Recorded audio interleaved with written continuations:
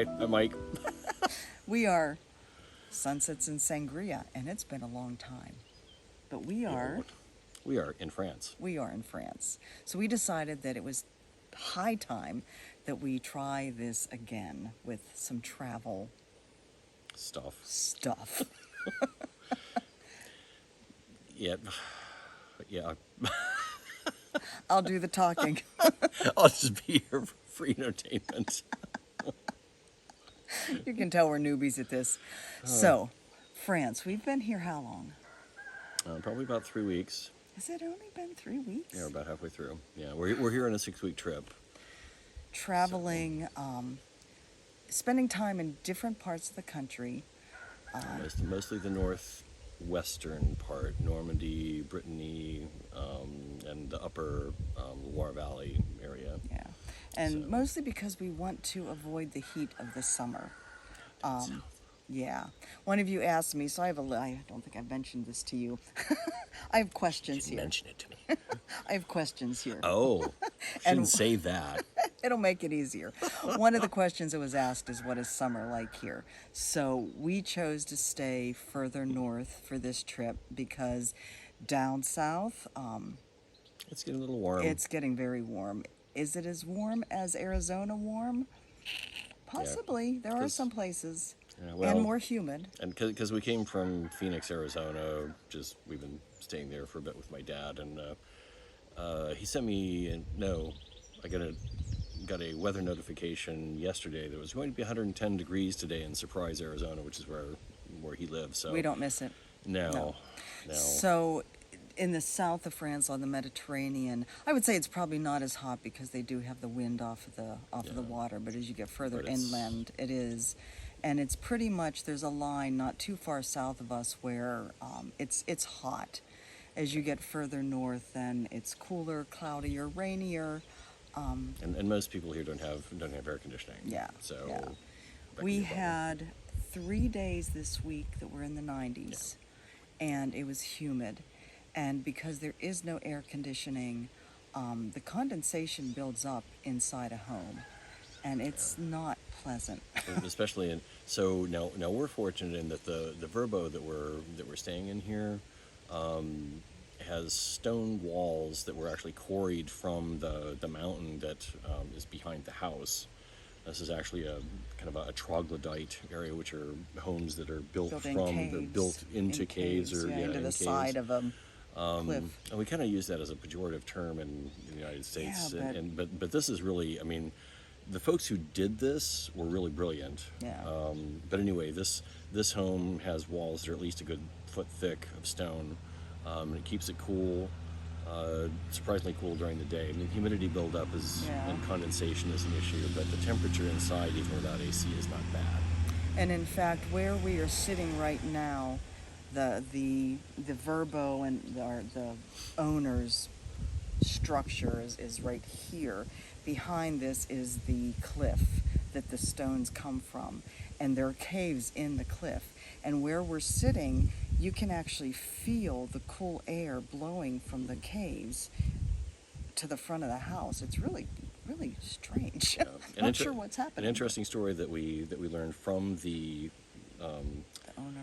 owner of the Verbo today is that the caves that are behind the house, again, that the stones were quarried from originally, whenever they bought this place, and what did you say, 2012 is when they moved here. So they were former mushroom Yeah. farms in those caves.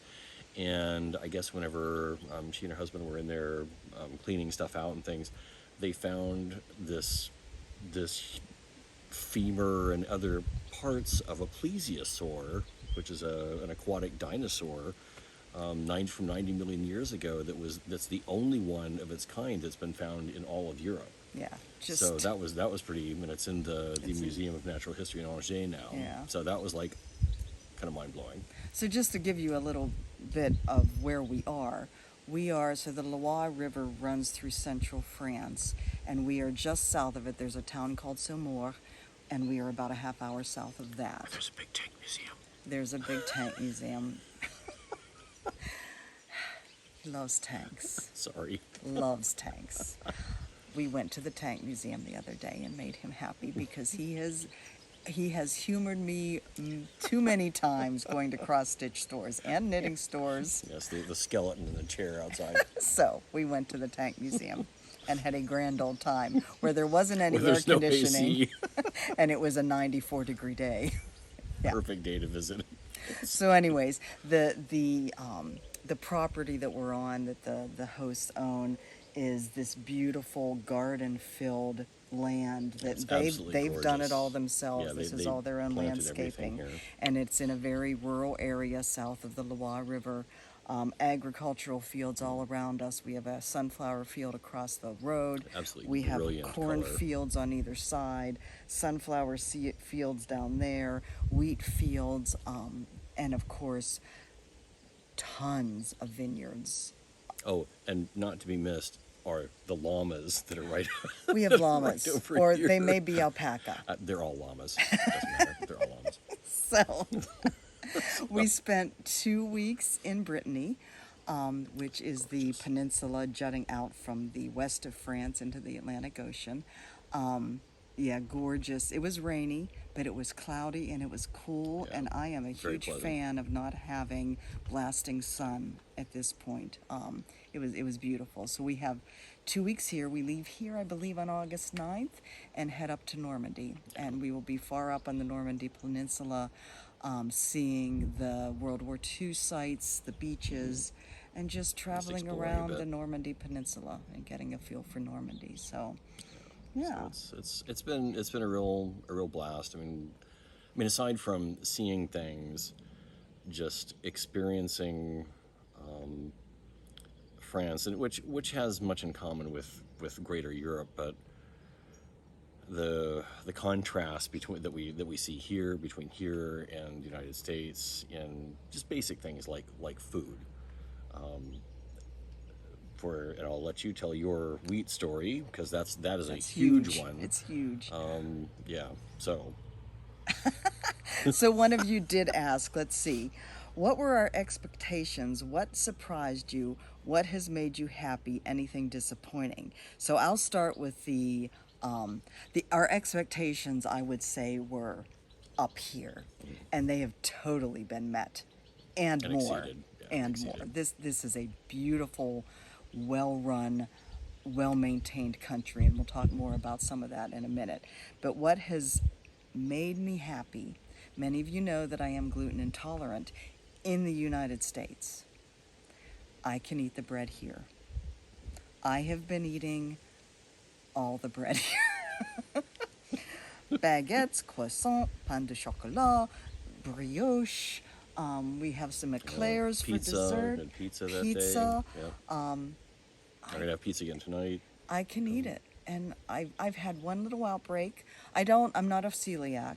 I don't have internal digestive issues. I have skin issues, and I've had one little outbreak, which I think was because we got packaged hamburger buns. Which tend to be.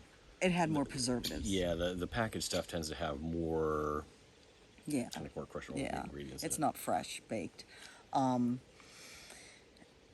It is totally unknown whether it's actually the gluten that I'm reacting to or something in the processing of wheat in the U.S. There's no way to know. Glyphosate. Yeah, there's no way Roundup, to know, but I whatever. can eat the bread here, and I have been eating the bread here. Yes. All We have been eating the bread. bread. So that was what made me happy. What has made you happy? Just, we talked about what was it you had said, the low level stress, chronic low level stress. Well, right? it was the Or- fear, chronic low-level fear Right. that I believe, coming from many different things, I lived with every day in the U.S. But both of us, yeah. But I mean, there are so many things that we have to worry about in typical American life. Everything from, your job, healthcare, safety. You're going to be shot, or your kid's going to be shot. I mean, there are all kinds of things that we accept as daily worries, whether we even consciously recognize that or not. And and both of us, I didn't really realize until Jan said it, but both of us, I think, feel like we've had this load lifted, because here they don't, and again in Europe, Well, and it's a different what's paradigm very, here. and we've discussed this a lot. What I find very interesting is I never thought of myself as an anxious person, as having anxiety about things, having anxiety or panic attacks. As I got older, that happened more. And I would say since we left Sarasota, I think I've been living, So living with that. I think I've always had, for whatever reason, there's always been a level of anxiety that I've lived with. I have never felt totally comfortable in any of the places I've lived since we left Sarasota. And that was in 2017. Whatever, yeah. And of course, we have moved around a lot, so it's hard to get settled in a place when you're moving around as much. But even like moving to Hawaii, as beautiful as that was, it was a very stressful time for many reasons, and I did not feel comfortable there at all. We got off the plane here, and true, it was stressful getting the train and figuring all that out, getting into the city and finding our hotel. Although it wasn't that bad, It was just we were tired. It was a 10-hour flight. But once we landed in the Airbnb in Jocelyn, well, once we got out of the parking garage and he has his own story to tell. Rennes, where for the first time in 40 years I had to use a manual transmission because automatics here are almost impossible to find. So that was once I got on the street, figured that out, then my stress went away. I think it's still every time he gets behind the wheel of the car, first gear is not his friend. Getting into first gear and I is- have to come to an understanding. But once we're out of first gear, we're okay. Yeah. But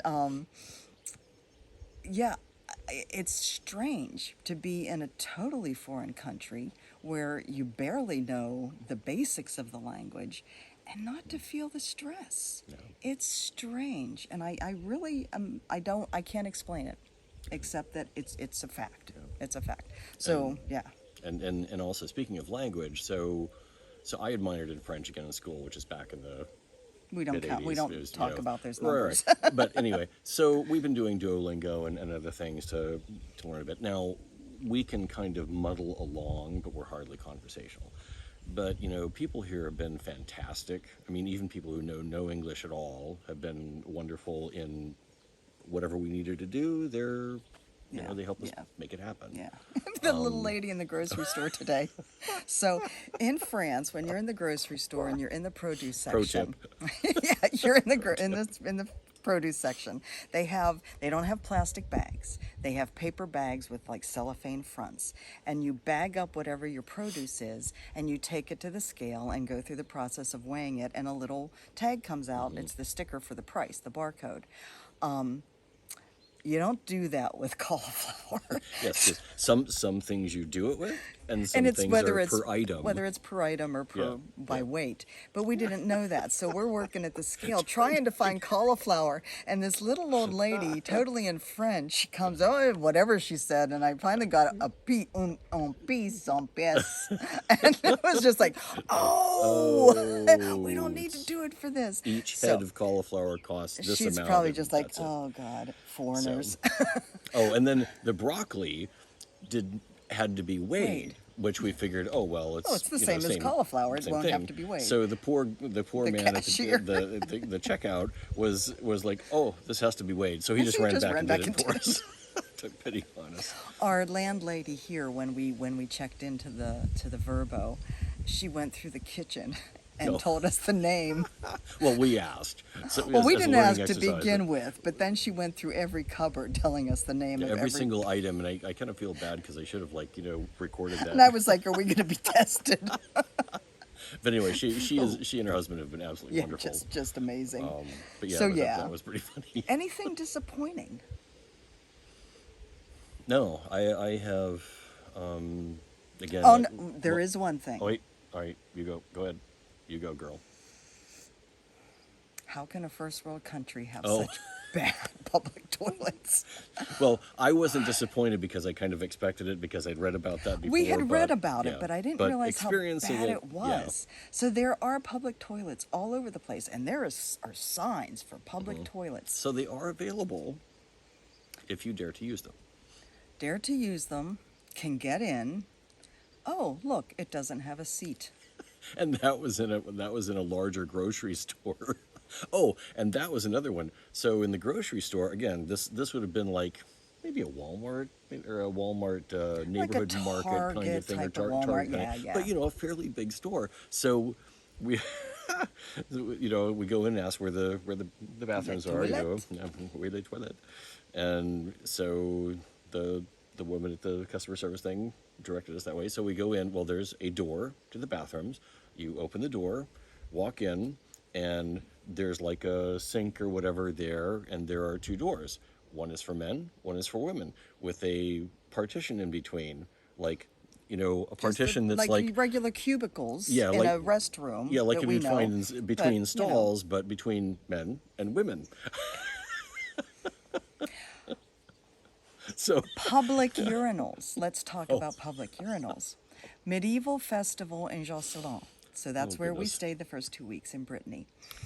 I'm gonna check. Keep talking. I'm going to check something real Yes. quick. So, of course, they had porta potties, and they also had kind of this circular structure that had urinals. Maybe like four, Four. 6, something like Four, that. I'd say, placed around it for the men to just Hang it out there take and care go. of business. Yeah. And it's that Europe is more open about these Literally. things than we are, than these states are.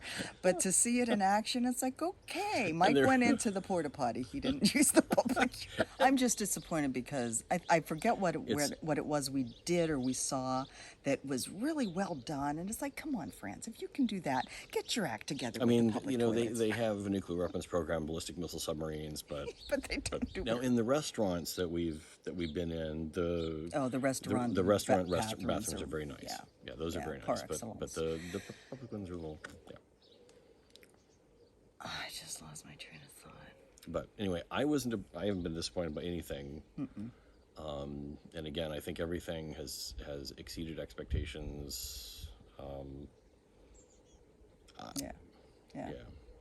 And even little things like we're going down the road yesterday, I think it was, and they have these little yellow triangular signs to warn you of certain things, and one of them was like, amphibians crossing the road, and Jen goes, "I love this country." So It's like was kind of okay, fun. you can imagine the turtles and the frogs or whatever frogs are coming across the road here.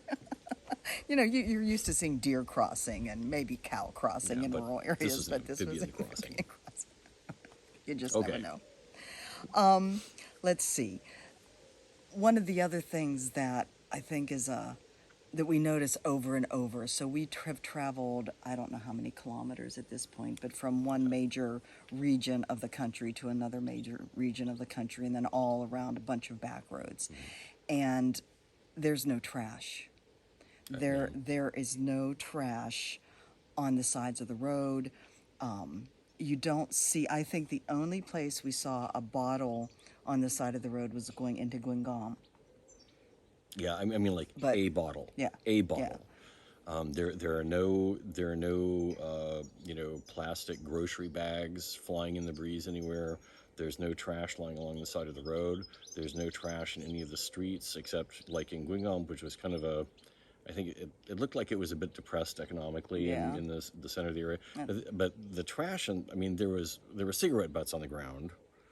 So they probably, but it wasn't like there was Yeah. garbage Yeah. anywhere. No, I'm sure as you get into Paris, you're going to see more of that. Yeah, when we were coming in from Charles de Gaulle, Yeah. it was. I mean, well, there was a lot of graffiti. There's a lot of I did not see much in the way of trash. A lot of graffiti. I wasn't really looking, but No. Yeah. But I mean, out here, all of the. I mean, we've gone through almost 2 tanks of gas now in our little Citroen. So I'm going to say we're probably pushing 400, 500 kilometers or so. A bottle. yeah. a bottle. And one of the interesting things about France is they recycle everything except for your kitchen waste type of things. They recycle everything.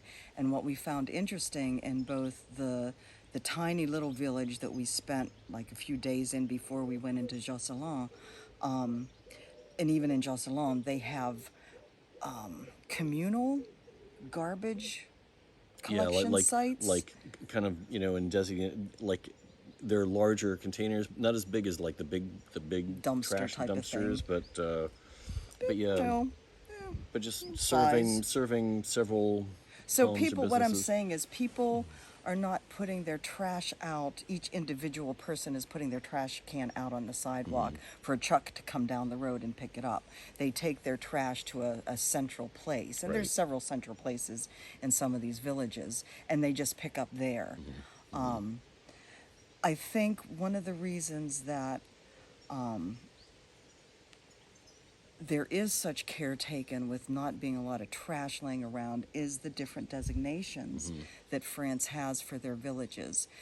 The ones that I know of at this point, Petite City of Character, and those are villages that have some sort of historical building, monument. Yeah, they typically played some sort of major role regionally or nationally in the past, but because of the Industrial Revolution and the French Revolution, the things that made them a center for whatever it was, basically bled Lost its away. significance. And so I guess this program was instituted to try and keep these economies, local economies alive primarily through tourism, to preserve that heritage. And the ones we've been in Yeah, have been pretty really something. amazing. The other designation is floral cities. Cities are designated 1, 2, 3, or 4 flowers based on how much decoration, floral decoration, but it's also how much they're taking care of the ecology of the area and paying attention to the type of preservation type of things that they should be to take care of their areas. There's also one called The Most Beautiful Cities of France. There's a list for that. And there's also a list, and I can't remember the exact name, but it's something like the most beautiful detours. So if you might be driving down one of the major highways, this would be a great place to stop. And I'm not sure what the criteria are for those last two, but I really think it's a way to, like you said, promote tourism, get people back into these smaller villages that might have gotten lost in the shuffle. And they are gorgeous. Yeah. I mean, these places are like, any one of them could have been used as a model for a Disney theme park. Yeah, I mean, it's just it's really And gobsmacking. and they are very well kept. The floral arrangement, the plantings. I mean, like you see here, this is just kind of, and again, this is just the private. the couple who live here.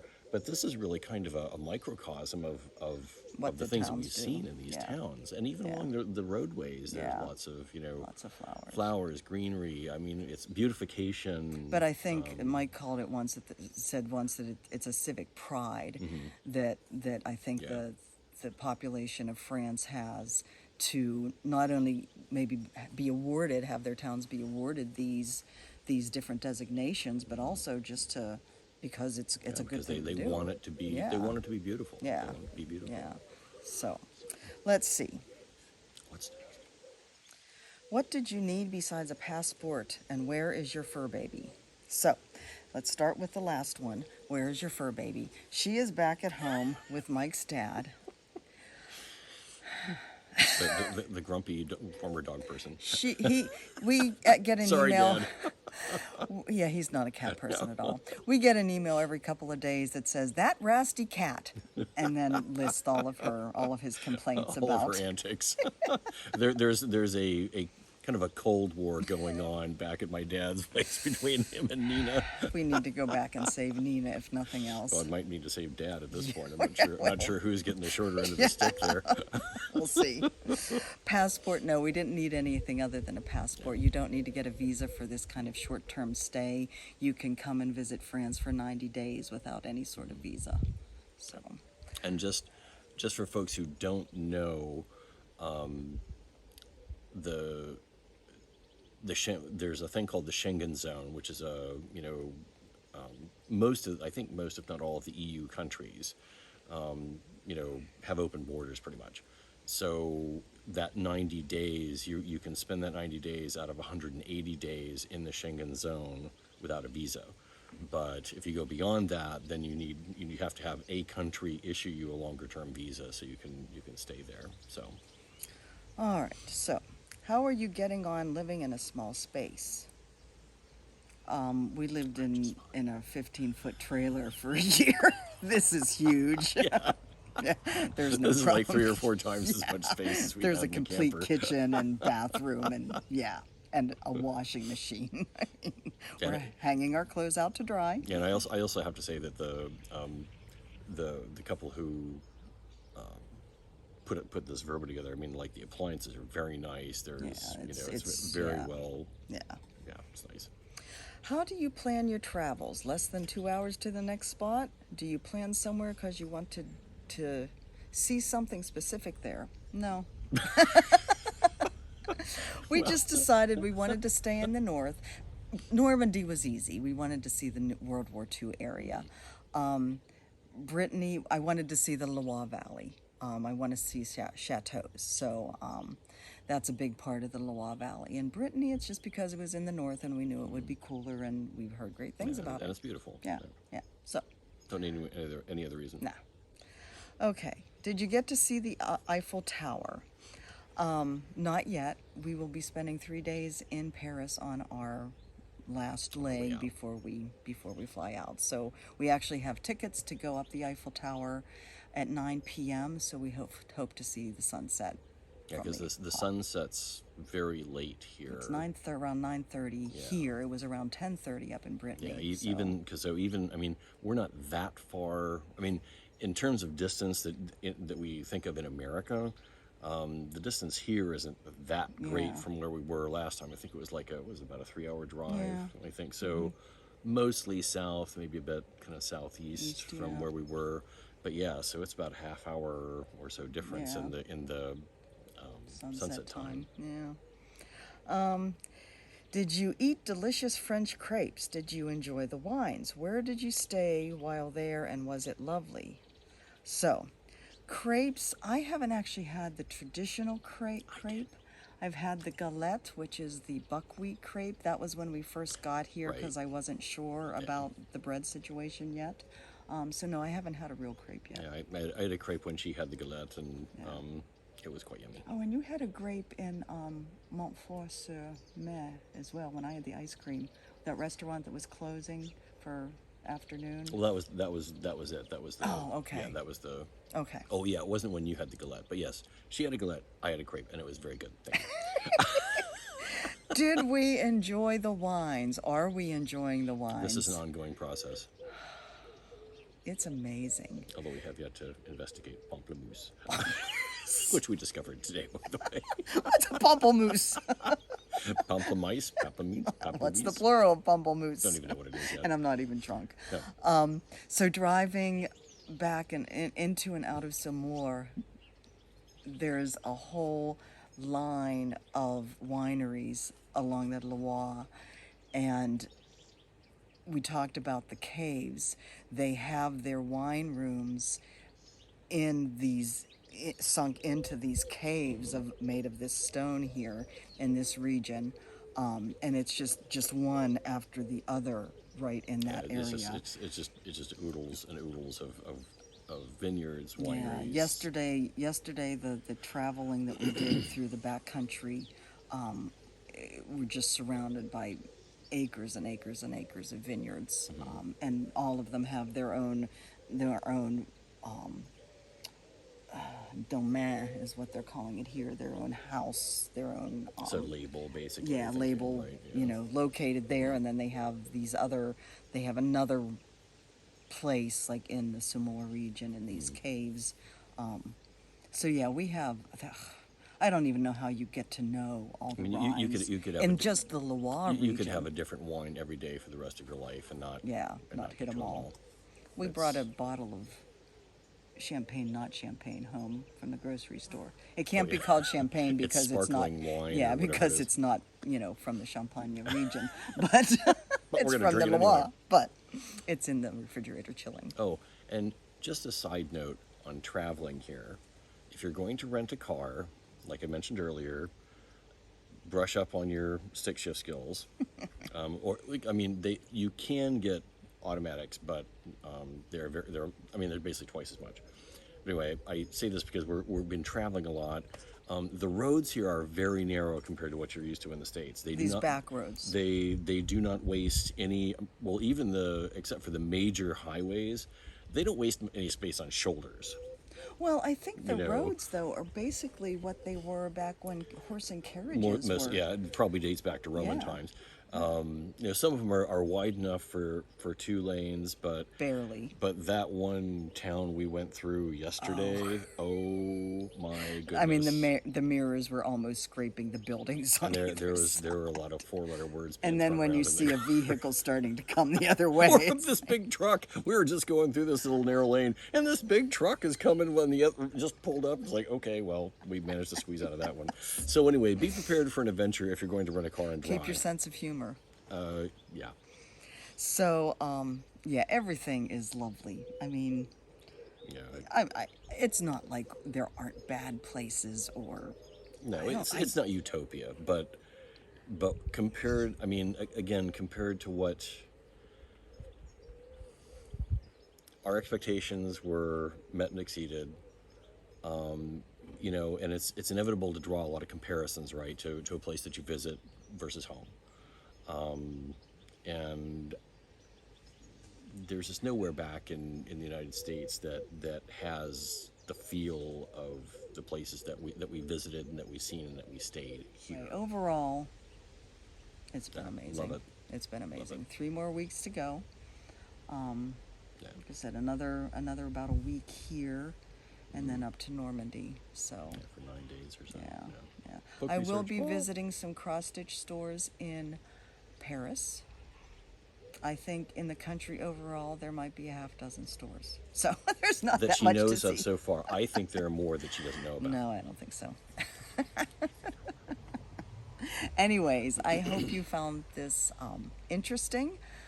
And if you have any other questions, let us know. And we hope to be back. Yeah, some point in time. Not as long as the last one, with more beautiful and interesting footage. There we go. There we go. Oh, wow. Thanks Bonne for journée. joining. Bonne journée. Au revoir.